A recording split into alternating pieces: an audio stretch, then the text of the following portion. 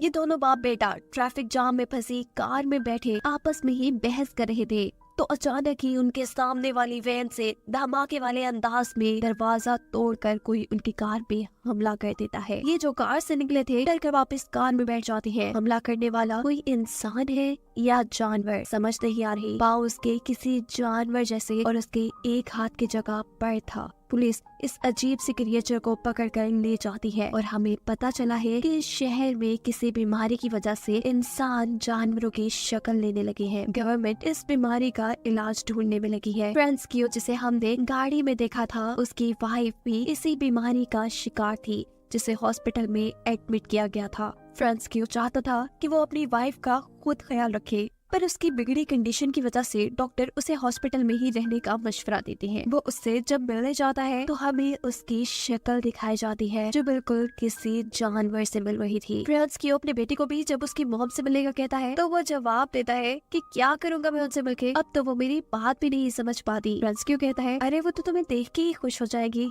तुम जाओ तो सही। फ्रांस्कियो जिस होटल में काम करता है वहाँ के लोगों ने उसे बताया है कि पास में ही एक नया हॉस्पिटल कंक्रीट से बनाया गया है जो कि ज्यादा मजबूत है क्योंकि वहाँ जानवर बने इंसानों को रखा जाएगा। राहत होने पर अब सभी बीमार लोगों को उस हॉस्पिटल में शिफ्ट किया जा रहा था पर गड़बड़ी की वजह से बस पानी में गिर जाती है। बहुत से ऐसे जानवर बने इंसान मारे जाते हैं और बहुत से गुम हो जाते हैं। रात में फ्रांस्कियो का बेटा भी अपने घर की विंडो में ऐसे ही एक इंसान को देखकर डर जाता है पर दोबारा देखने पे वहाँ कोई नहीं था। उसे लगता है कि ये उसका वहम है। फ्रांस्कियो को जैसे ही इस एक्सीडेंट का पता चलता है तो वो अपनी वाइफ का पता चलाने के लिए एक्सीडेंट वाली जगह पे जाता है और अजीब बात पुलिस ऑफिसर से उसे ये पता चलती है कि उसकी वाइफ ना मरे हुए लोगों में थी और ना ही जिंदा लोगों में, वो कहीं गुम हो गई थी। सीन कट होकर हमें फ्रांस्कियो के बेटे को स्कूल में बच्चों के साथ टग ऑफ वॉर खेलते दिखाया जाता है जिस अकेले ने ही अपनी हारती टीम को कुछ ही मिनट्स में जिता दिया था। यानी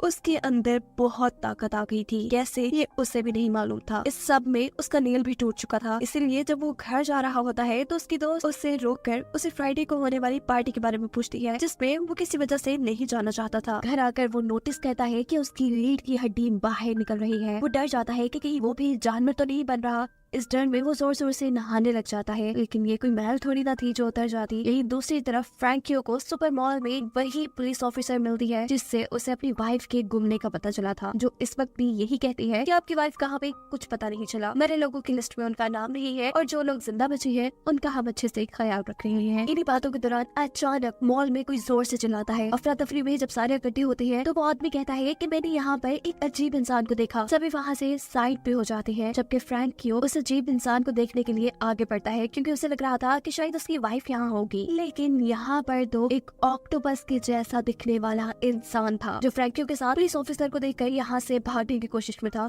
उसने अपने हाथ में आई कई चीजों को ऑफिसर की तरफ फेंका था लेकिन ऑफिसर भी काफी तेज थी और उन्होंने इस इंसान को पकड़ ही लिया था। उसके पकड़े जाने के बाद फ्रैंकियो को यहाँ पर एक छोटी लड़की भी दिखती है जो बिल्कुल एक बर्ड बन चुकी थी। मॉल से बाहर आने पर पुलिस ऑफिसर फ्रैंकियो से पूछती है कि आपने इतना सारा सामान किसके लिए खरीदा है। फ्रैंकियो बातें बनाते हुए कहता है कि कुछ नहीं, मैं सर कैंपिंग पे जा रहा हूँ, इस सामान की मुझे उस वक्त जरूरत पड़ेगी। हालांकि ये सामान उसने अपनी वाइफ को ढूंढने के लिए खरीदा था। उसे लगता था कि उस एक्सीडेंट के बाद उसकी वाइफ जंगल में खो गई है। उसने तो अपने और अपने बेटे के कपड़े भी जंगल में जगह जगह लटका दिए थे क्योंकि अब उसकी वाइफ की सूंघने की सेंस बहुत ज्यादा तेज हो चुकी थी। उसे लगता था कि इन कपड़ों को सूंघ सूंघ कर उसकी वाइफ उस तक पहुंच जाएगी। अब क्योंकि गवर्नमेंट का ऑर्डर है कि ये लोग ऐसे बीमार इंसानों को घर पर नहीं रख सकते, पर फ्रैंकियो यही काम करना चाहता था। वो अपनी वाइफ की देखभाल खुद करना चाहता था और ऐसे में उसे सारे सामान की जरूरत पड़ती। घर आने पर वो अपने बेटे से कहता है कि आज मॉल में 2 जानवर बने इंसानों को देखा गया है और काफी सारे ऐसे इंसान हैं जो उस एक्सीडेंट के बाद गुम हो चुके हैं और मुझे लगता है कि तुम्हारी मॉम भी गुमी हुई है। तुम फिक्र ना करो, हम फ्राइडे को जाकर जंगल में उन्हें ढूंढ लाएंगे। लेकिन अब तो फ्रैंकियो का बेटा फ्राइडे को एक पार्टी में जाना चाह रहा था क्योंकि आज उसे एक लड़की ने जो इस पार्टी में इनवाइट कर लिया था। फ्रैंकियो भी ना चाहते हुए उसे पार्टी में जाने की इजाजत देते हुए ये कहता है कि याद रखना 8 बजे से पहले तुम्हें घर आना है। इस पार्टी में सभी काफी मजे कर रहे थे और यहाँ अचानक ही फ्रैंकियो के बेटे को चक्कर आ जाते हैं। एक लड़की जो उसकी खराब हालत देखकर उसे टैबलेट देती है तो वो उस टैबलेट को खाने के बजाय किसी कुत्ते की तरह चाट लेता है, जिसके बाद वो बिना डरे जंगल में चला जाता है। सुबह जब उसकी आँख खुलती है तो वो जंगल में ही था। उसे ऐसे लग लग रहा था कि जैसे उसके गले में कुछ फंसा हुआ है। वो फौरन अपने घर आता है। उसके होंठ काफी ज्यादा बदल चुके थे, साथ ही उसका रंग भी बदल चुका था। उसके डैड जब उसे देखने के लिए उसके बाथरूम में आते हैं तो वो जल्दी से बाथरूम का दरवाजा बंद कर लेता है और अपने गले में हाथ डालकर कुछ निकालता है जो कि एक पंख था। ये लड़का अब समझ चुका था कि वो भी एक जानवर में बदलने लगा है। अब वो अपने डैड के साथ अपने डॉग को लेकर जंगल में अपनी मॉम को ढूंढने के लिए निकल पड़ता है। फ्रैंकियो का बेटा जोर जोर से यहाँ अपनी माँ को आवाज़ें दे रहा था, लेकिन जब उन्हें कोई नहीं मिलता तो थक हार कर ये लोग यही सो जाते हैं। आधी रात में इनका डॉग अचानक जोर जोर से भौंकने लगा था और वो एक दरख्त के पास जाता है जहाँ ऊपर एक बंदर बना हुआ इंसान। उसे जब ये लोग चेक करने के लिए जाते हैं तो अचानक ही फ्रैंकियो के बेटे के ऊपर एक ईगल बना हुआ इंसान हमला कर देता है। इससे पहले कि वो फ्रैंकियो के बेटे को मार देता, उसके होंठ देखकर वो समझ जाता है कि फ्रैंकियो का बेटा भी बिल्कुल उसी जैसा है, यानी जानवर में बदल रहा है और ये उसे नुकसान नहीं पहुंचाएगा। अलबत्ता इस ईगल बने इंसान ने फिर भी कुछ चोटें फ्रैंकियो के बेटे को पहुंचा दी थी, इसीलिए फ्रैंकियो अपने बेटे को हॉस्पिटल लेकर जाने लगता है। पर वो नहीं जाना चाहता था क्योंकि वहाँ जाकर सबको उसकी सच्चाई पता चल जाती कि वो एक एनिमल में बदल रहा है। लेकिन रास्ते में मिल जाती है पुलिस ऑफिसर जो फ्रैंकियो से पूछती है कि आपके बेटे को कोई प्रॉब्लम है क्या। फ्रैंकियो कहता है नहीं, बस इसे कुत्ते ने काट लिया है। पुलिस ऑफिसर कहती है जो भी है हॉस्पिटल तो जाना ही पड़ेगा। वो इन दोनों को लेकर हॉस्पिटल आती है। आर्मी के डॉक्टर्स यहाँ उसकी पट्टी कर देते हैं और पुलिस ऑफिसर फ्रैंकियो को बताती है कि गवर्नमेंट ने अब इस सारे हालात को कंट्रोल करने के लिए यहाँ आर्मी बुला ली है। खैर फ्रैंकियो अपने बेटे को लेकर घर चला जाता है और घर जाने पर उसका बेटा अजीब तरीके से अपनी पट्टी उतारकर अपनी टांगे खोलकर अपनी चोट को चाटने लग जाता है। भूल जाने पर भी उसकी लैब में जब चूहे बोलते हैं तो वो जोर से चीख मारकर उन सभी चूहों को चुप करा देता है, ऐसे जैसे वो चूहे उसकी बात समझ रहे हों। जिसके बाद फ्रैंकियो का बेटा वहाँ से बाहर नदी की तरफ चला जाता है। वो नदी से एक कच्ची मछली पकड़कर खा चुका था और ये सब एक औरत ने भी देख लिया था। इससे पहले कि वो औरत उसे कुछ करती, वहाँ से वो भाग जाता है। जंगल में दोबारा उसे वो ईगल बना इंसान मिलता है जो उड़ने की कोशिश कर रहा था और काफी हद तक कामयाब भी हो चुका था। वो यहाँ अपनी पकड़ी हुई कच्ची मछली उसे देता है, उससे कुछ बातें करता है और ये ईगल बना इंसान उसे बताता है कि मैं बर्ड में चेंज हो रहा हूँ, मैं उड़ना चाहता हूँ लेकिन बार बार गिर जाता हूँ और ऐसे मुझे बहुत चोट लगती है। क्या तुम्हें कोई ऐसी जगह पता है जहाँ पर मैं आसानी से उड़ना सीख सकूँ? ये लड़का कहता है हाँ क्यों नहीं। वो उसे एक तालाब के पास लेकर जाता है। तालाब में से ऊट-पटांग की लकड़ियों को साइड पे करके उसे कहता है कि तुम यहाँ आजादी से उड़ सकते हो और अगर नीचे गिरे भी तो पानी में ही गिरोगे, तुम्हें चोट नहीं लगेगी। यहाँ फ्रैंकियो के रेस्टोरेंट में अचानक ही एक जानवर बना इंसान हमला कर देता है, वो भी फ्रैंकियो के ऊपर ही। फ्रैंकियो नोटिस करता है कि वहाँ एक और भी जानवर बना इंसान था जो इस बड़े जानवर को देखकर वहाँ से डर कर भागा था। शायद वो फ्रैंकियो की वाइफ हो सकती थी। वो यहाँ यही सोच रहा था जबकि उसके ऊपर जिस जानवर ने हमला किया हुआ था वो जोर जोर से चिल्ला रहा था। इससे पहले कि इस होटल में बैठे हुए सभी कस्टमर डर जाते, यहाँ की ऑनर इस जानवर को गुस्से में आकर कहती है चुप हो जाओ। हैरानकुन तौर पर उस जानवर ने ऑनर की बात सुन ली थी। इस जानवर के पाँव में जंजीरें थी जिसकी वजह से वो वापस जंगल में नहीं भाग पाता और कस्टमर वाली साइड पे चला जाता है और थोड़ी देर में पुलिस आकर इस जानवर को पकड़ लेती है। फ्रैंकियो भी ऑफिसर के साथ जंगल के अंदर दूसरे बड़े जानवर को ढूंढने के लिए गया था, पर वहाँ उन्हें कोई नहीं मिलता, लेकिन अपने बेटे की साइकिल मिल जाती है जिसे लेकर जब वो घर आता है और हाथ धोने के लिए सिंक में जाता है तो उसे सिंक के अंदर से कुछ नेल्स मिलते हैं। ये फ्रैंकियो के बेटे ने ही तोड़कर इसके अंदर फेंके थे। फ्रैंकियो समझ चुका था कि अब उसका बेटा जानवर में बदल रहा है। दिखाया जाता है कि क्लास में उसका एक टांग टूटकर गिर गया था जिसकी वजह से जब सब उसका मजाक उड़ाते हैं तो वो वहाँ से चला जाता है और पहुँचता है ईगल बने इंसान के पास। उससे बातें करता है, उसकी प्रैक्टिस देखता है और उसकी लगी चोटों पर पट्टियां करता है।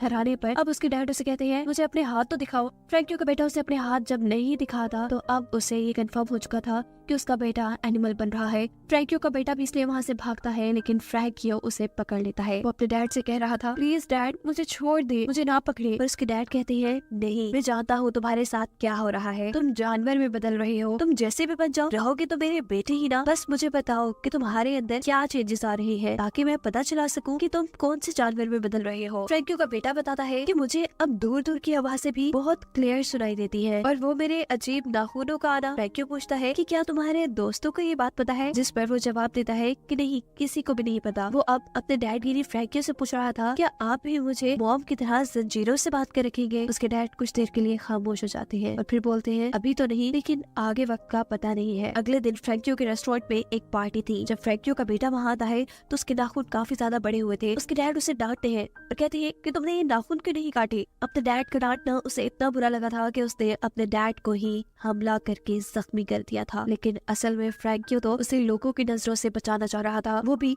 उसकी गर्दन पर कैंची रखकर उसे धमकी देता है नेल्स काटने की। और नेल्स काटने के बाद हम देखते हैं कि फ्रैंकियो का बेटा अब अपनी दोस्त से मिल रहा था। ये दोनों काफी करीब आते हैं। इस वक्त पर वो लड़की फ्रैंकियो के बेटे की रीढ़ की हड्डी को टच करती है और उससे कहती है कि मैं सब जानती हूँ तुम्हारे अंदर जो चेंजेस आ रहे हैं, लेकिन मुझे इससे फर्क नहीं पड़ता। यहाँ दूसरी तरफ इनकी क्लास फेलो को भी फ्रैंकियो के बेटे की सच्चाई पता चल चुकी थी। वो अब एक अजीब डिवाइस लेकर फ्रैंकियो के बेटे के सामने आता है, जिसकी आवाज इंसानों को तो कुछ नहीं कहती, पर जानवर उससे बहुत ज्यादा तंग हो जाते हैं। ये लड़का फ्रैंकियो के बेटे को बहुत तंग करता है और कहता है कि मैं तो तुम्हारी सच्चाई काफी अरसे से जानता हूँ। फ्रैंकियो के बेटे से रहा नहीं जाता और वो गुस्से में एक जोरदार थप्पड़ उस लड़के के मुंह पे मार देता है, ऐसे कि उसके गाल पे निशान पड़ गए थे।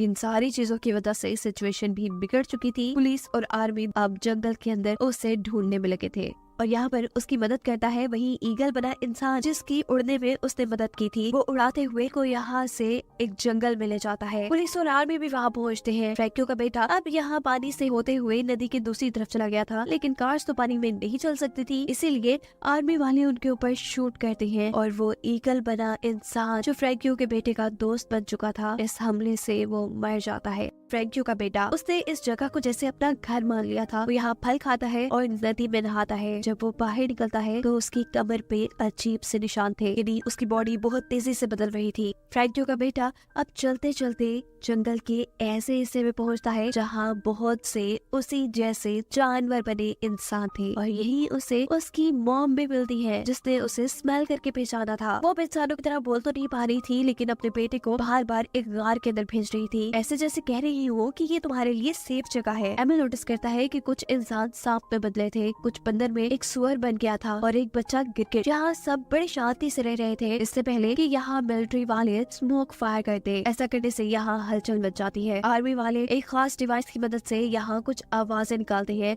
ऐसी आवाजें जो जानवरों को काफी परेशान करती थी। ये आवाजें फ्रैंकियो के बेटे को भी काफी परेशान करती है और ऐसे वो भी मिलिट्री वालों के हाथों पकड़ा जाता है। लेकिन वो बच्ची जो गिरगिट बनी थी वो पेड़ के ऊपर अपने आप को छुपाकर इनसे बच जाती है। पुलिस अब फ्रैंकियो के बेटे को लेकर शहर में आ चुकी थी, जहाँ पर उसके डैड पुलिस वालों से मिलते हैं और उन्हें कहते हैं कि ये मेरा ही बेटा है जो रात में वैसे ही जंगल में चला गया था। फ्रैंकियो का बेटा क्योंकि अभी तक इंसानों की तरह दिख रहा था, इसीलिए पुलिस वालों को शक नहीं होता। वो उसे एक पेपर देते हैं साइन करने के लिए। फ्रैंकियो का बेटा जब उसके ऊपर साइन नहीं कर पाता तो गुस्से में गुर्राता है और ऐसे पुलिस वालों को शक हो जाता है कि वो एक एनिमल में ट्रांसफॉर्म हो रहा है। वो उसे पकड़ने ही वाले थे, लेकिन यहाँ फ्रैंकियो पुलिस वालों को मारकर खुद उनके दिए पेपर पर साइन कर अपने बेटे को यहाँ से ले जाती है। जबकि वो ऑफिसर जिन्होंने मूवी के शुरू से ही फ्रैंकियो की मदद की थी, उन्हें अब पता लगता है कि कुछ तो गड़बड़ है, इसीलिए मिलिट्री अब उनका पीछा करने लग जाती है, जिसे देखकर फ्रैंकियो का बेटा घबरा जाता है और वो अपने डैड से पूछता है कि अगर इन लोगों ने पकड़कर मुझे हेल्थ सेंटर में बंद कर दिया तो क्या आप मेरे से मिलने आएंगे। फ्रैंकियो कहता है ऐसा हो ही नहीं सकता कि ये तुम्हें पकड़ पाए, मैं हूँ ना तुम्हारे साथ। यहाँ फ्रैंकियो का बेटा उसे ये भी बताता है कि मैंने जंगल में मॉम को देखा। फ्रैंकियो को भी ये सुनकर अच्छा लगता है। वो तेजी से अब अपनी गाड़ी को जंगल के बिल्कुल दरमियान में छोड़ देता है और अपने बेटे से कहता है जाओ तुम इस जंगल में आजाद रहना, तुम यही खुश रहोगे। बिना वक्त जाया किए फ्रैंकियो का बेटा वहाँ से भाग चुका था। फ्रैंकियो की आंखों में आंसू थे, खुशी के आंसू, क्योंकि उसने अपने बेटे को उनके ऊपर होने वाले गवर्नमेंट के टॉर्चर से बचा लिया था। और इसी सब के साथ ये कहानी यहाँ खत्म हो जाती है।